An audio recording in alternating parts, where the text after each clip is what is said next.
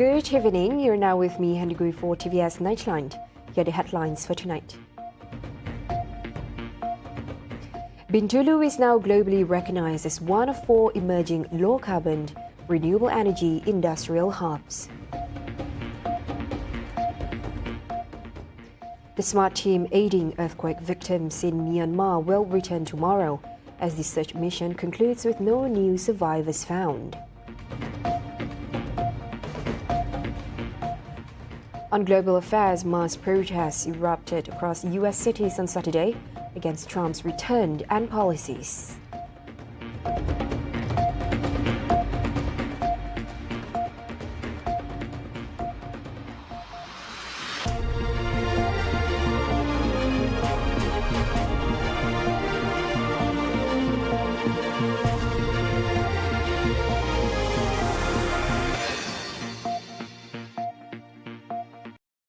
BINTULU has been recognized as one of only 4 emerging industrial clusters worldwide that leverage low-carbon and renewable energy sources.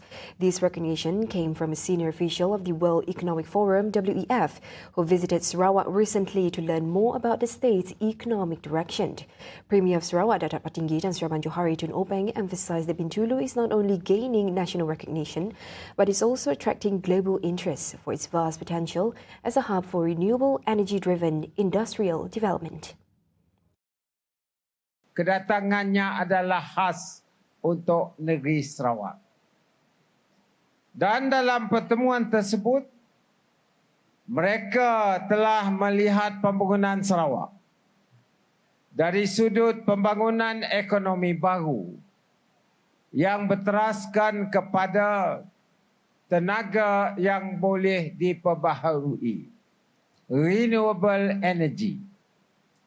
Dan mereka melihat bahawa BINTULU adalah pusat pembangunan industri yang menggunakan tenaga yang boleh diperbaharui dan juga industri-industri yang berasaskan kepada low carbon footprint. Ini sejajar dengan kehendak dunia. This recognition came from a senior official of the World Economic Forum (WEF) who visited Sarawak recently to learn more about the state's economic direction. The official revealed there are only 4 places in the world, and the only one in Malaysia being BINTULU. Jadi disebutnya dengan saya, this is the emerging industrial cluster of the world.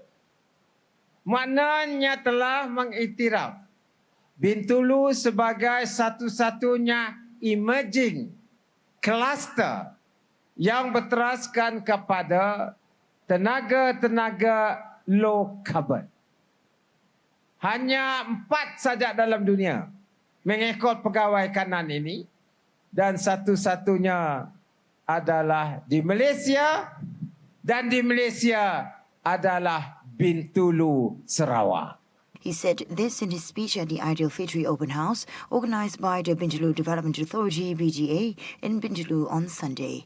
On a related matter, he also commented that to advance towards a more developed region and gain global recognition, the BINTULU community must embrace a forward-thinking mindset and be ready to welcome change. TATAU has officially come under the jurisdiction of the BINTULU Development Authority (BDA). Premier of Sarawak, Datuk Patinggi Tan Sri Manjuhari Tun Openg, stated that this move is part of a broader efforts to spur development and address the growing demand for housing in BINTULU. TATAU telah dimasukkan di bawah jagaan pengurusan BDA.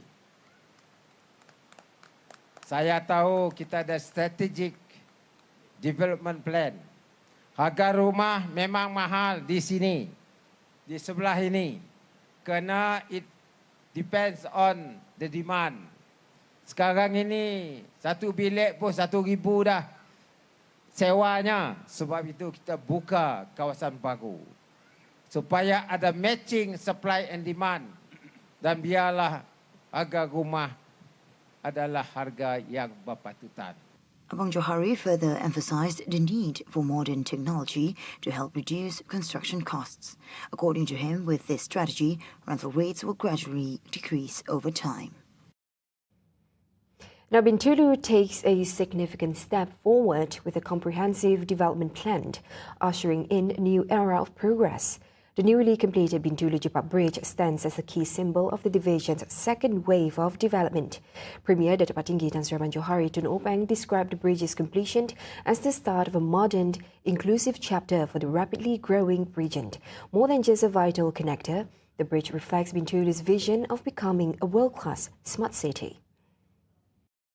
Kita bersyukur kerana kita dapat membangunkan apa saya sebut sebagai gelombang kedua, the second wave of development in BINTULU. Dengan pejabat residen yang baru, dan saya melimpas kampung tadi dengan pembangunan perumahan macam gated community kalau siap. Ini adalah kawasan perumahan yang canggih yang ada di BINTULU.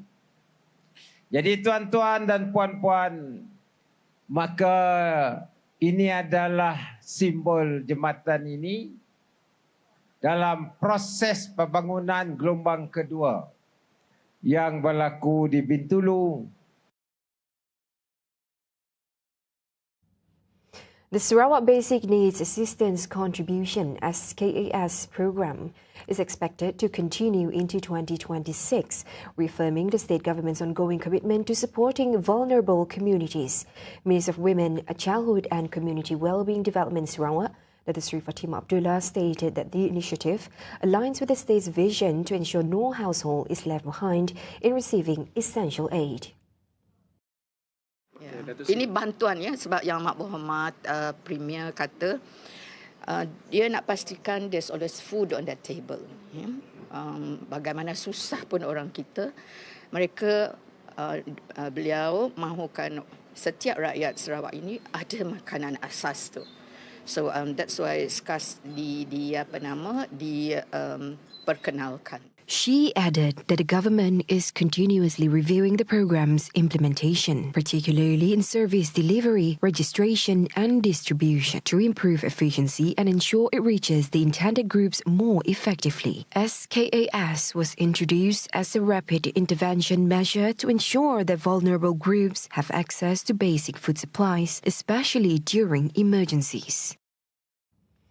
The community was taken by surprise early Sunday morning when the wall of a paint shop on the upper floor of a building unexpectedly collapsed at Jalan Padungan. Fortunately, no casualties were reported during the incident.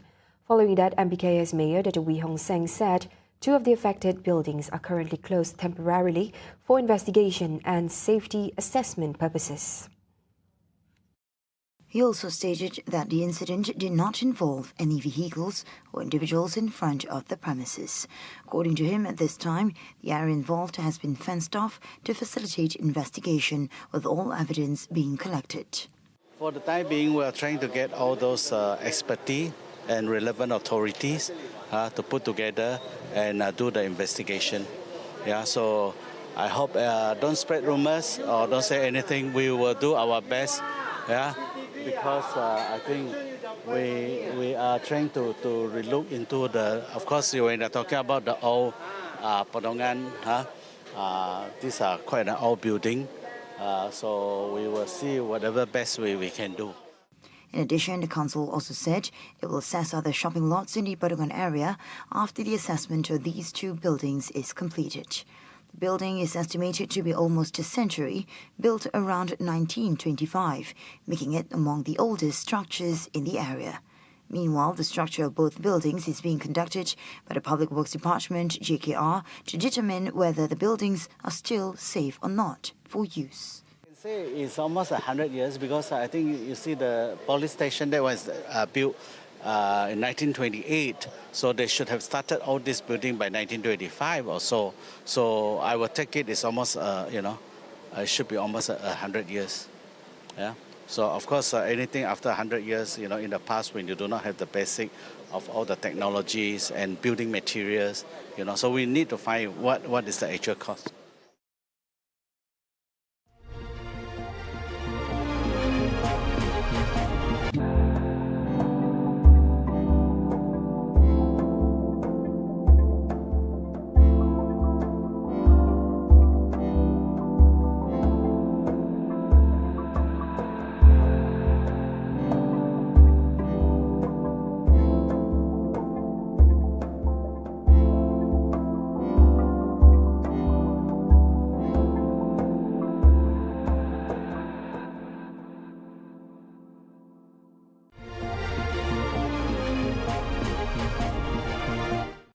Hello there and welcome back. The Special Malaysian Disaster Assistance and Rescue Team, SMART, deployed to assist earthquake victims in Myanmar, will return home this Monday. Foreign Minister Datuk Seri Mohammed Hassan said the search and rescue mission is concluding as no additional survivors have been found beneath the rubble. According to Mohammed, the chairman of the State Administration Council (SAC), Senior General Min Aung Hlaing, and Foreign Minister U Tan Sway expressed their appreciation to Malaysia for SMART's effective SAR efforts and other humanitarian assistance. Mohammed conveyed this following his meeting with both leaders. For the record, SMART was deployed to Sagang, the worst affected area, with full search and rescue equipment. Two RMAF A400M aircraft flew 50 SMART personnel and NATMA officers to Myanmar for the mission, which began on March 30th. The team rescued 7 victims in total, including 1 survivor.